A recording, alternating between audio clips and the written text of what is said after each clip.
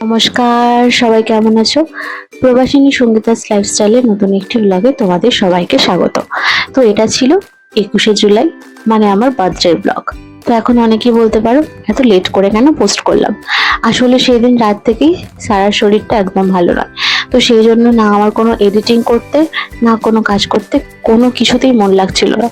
ভাবছিলাম আমার শরীরটা একটু ঠিক হয়ে যাক, তারপরে সমস্ত কিছু এডিটের কাজ করব। তো যেদিন আমার জন্মদিনটা রবিবার পড়েছিল, এমনিতেই তো রান্নাবাবুর ছুটি থাকে, ও রাতের বেলা আমার জন্য একটুখানি সারপ্রাইজ প্ল্যান করেছিল। সত্যি কথা বলতে সেটা আমি জানতাম না, বেশি কিছু না, জাস্ট একটা কেক আর কিছু গোলাপ এর মধ্যে অ্যারেঞ্জ করেছিল। কিন্তু দুর্ভাগ্যবশত হঠাৎ করে সারার শরীরটা সেদিন রাত থেকেই খারাপ, তাই জন্য ওকে 12টার আগে বাড়ি চলে আসতে হয়। তো যাই হোক, এই যে রাত 12টার পর আমরা তিনজনে মিলে একটুখানি সেলিব্রেট করছিলাম। সারা শরীরটা ভীষণ খারাপ ছিল, আমার মন একদমই ভালো ছিল না, কিন্তু কিচ্ছু করার নেই, একটুখানি এনজয় না করলে কিরকম যেন একটা লাগছিল। তোমাদের সঙ্গে একটা গল্প শেয়ার করি। লাস্ট ইয়ার যখন আমার বার্থডে ছিল, তখন আমার 9 মান্থ প্রেগনেন্সি। হঠাৎ করে আমার জন্মদিনের দিন সকালবেলা আমাকে নার্সিংহোমে অ্যাডমিট হতে হয়েছিল, কারণ সেই দিনও করেছিল আমার ফলস পেন, আর শরীরটা এতটাই খারাপ করছিল, সবাই ভেবেছিল হয়তো সেই দিনই আমার ডেলিভারিটা হবে। কিন্তু আনফর্চুনেটলি সারাদিন নার্সিংহোমে ওয়েট করার পরে ডাক্তারবাবু আমাকে সন্ধ্যাবেলা ছেড়ে দিয়েছিলেন, কারণ তখন তো আমার 9 মান্থ কমপ্লিট হয়নি। তো সেই জন্য ডক্টর কিছুতে রিস্কটা নিতে চাইছিলেন না। তো এই বছর জন্মদিনের দিনে যখন আমি দেখলাম সারা হঠাৎ করে জ্বর হয়ে গেছে, আমি কিন্তু রীতিমতো একটুখানি ভয় পেয়ে গিয়েছিলাম যে কেন, গত বছরেও একই জিনিস, আবার এই বছরেও কেন একই জিনিসটা হলো। হঠাৎ করে ওর জন্মদিন যখন কেক কাটবো তার আগে থেকেই জ্বর, 3 দিন ভাইরাল ফিভারটা ছিল জানো। এখন মেয়েটা অনেকটা ঠিক আছে, তো ভাবলাম যাই এখন ভিডিওটা পোস্ট করা যাক। তো তোমরা দেখছো আমরা সেদিনকে খালি তিনজনে মিলে একটুখানি কেক কেটেছিলাম, আর তারপরে সারা দিন আর কোনো রকম কোনো প্ল্যানিং করা হয়নি। আমরা অনেক কিছু প্ল্যান করে রেখেছিলাম, যে রবিবারের দিন সকালবেলা একটুখানি কোথাও ঘুরতে যাব বা কিছু করব। কিন্তু এক তো ছিল ওয়েদারটা এতটাই খারাপ, কারণ যেহেতু বর্ষার জন্য প্রচন্ড পরিমাণে বৃষ্টি হচ্ছে, আর তার উপরে সারা শরীরটা একদমই ভালো না। আসলে যেদিনকে যেহেতু উইকেন্ড থাকে, এখানে ডক্টর খুব একটা পাওয়া যায় না। আসলে যেখানে সারাকে ডাক্তার দেখাতে নিয়ে যাওয়া হয়, উনি স্যাটারডে আর সানডে পুনাতে থাকেন। তো সেই জন্য ওনাকে কিছুতেই তো পাওয়া গেল না। তো শেষ পর্যন্ত কলকাতায় যে ডাক্তারকে দেখানো হতো, ওনাকে ফোন করেই সারার জন্য ওষুধটা নিয়ে এসেছিল। কিন্তু কি করব, যে কোনো ভাইরাল ফিভারই না 3 দিনের পরে একদম মানে যেতে চায় না। তো যাই হোক, সেদিন রাত্রেবেলা তো যা হোক করে কাটলো। সকালবেলা ঘুম থেকে দেখি এই যে আমার স্যারের 201 জ্বর।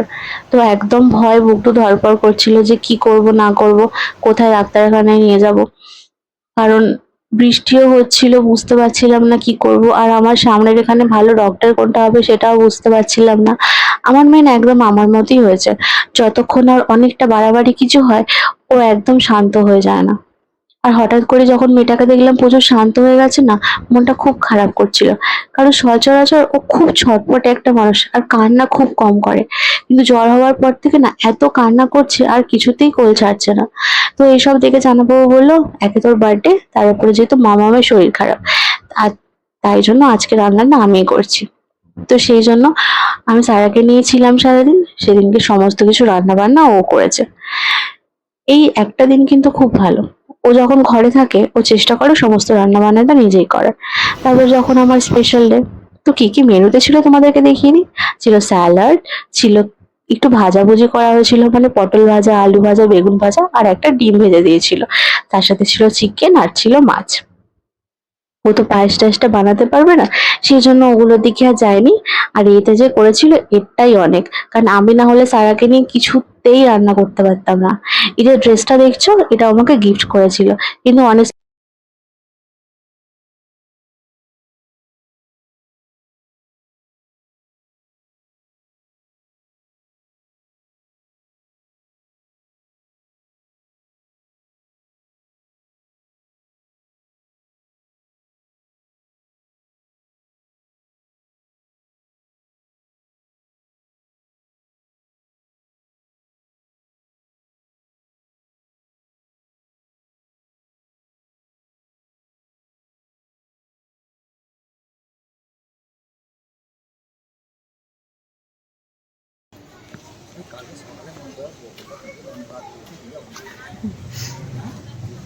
মনেই থাকছে না।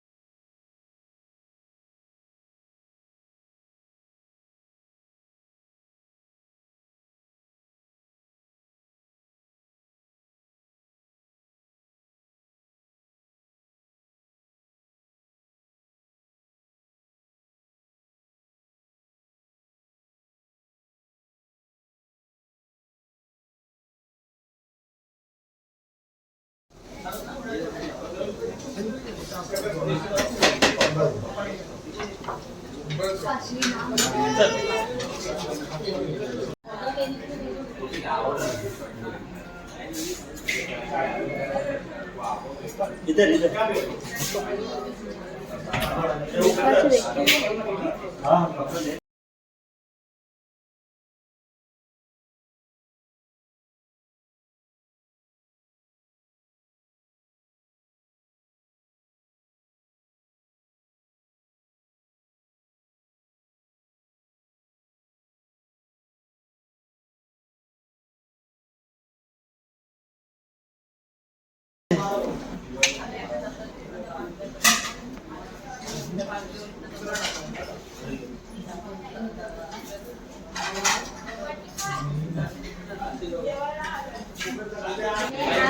पापा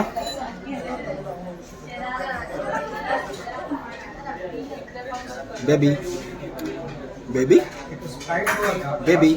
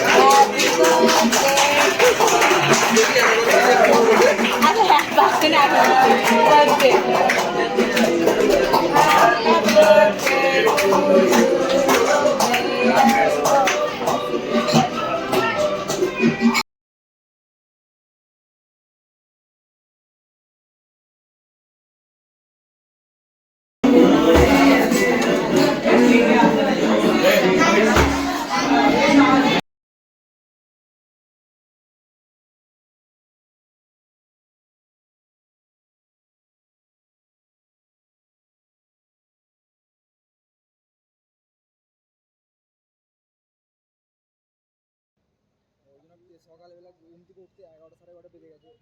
সঙ্গীতা বললো তাহলে আজকে নিয়ে যেতে হবে না। রান্না সকালে সেই জন্য সেরকম কিছু হয়নি, ওই জন্য এখন একটু রেস্টুরেন্টে খেতে নিতে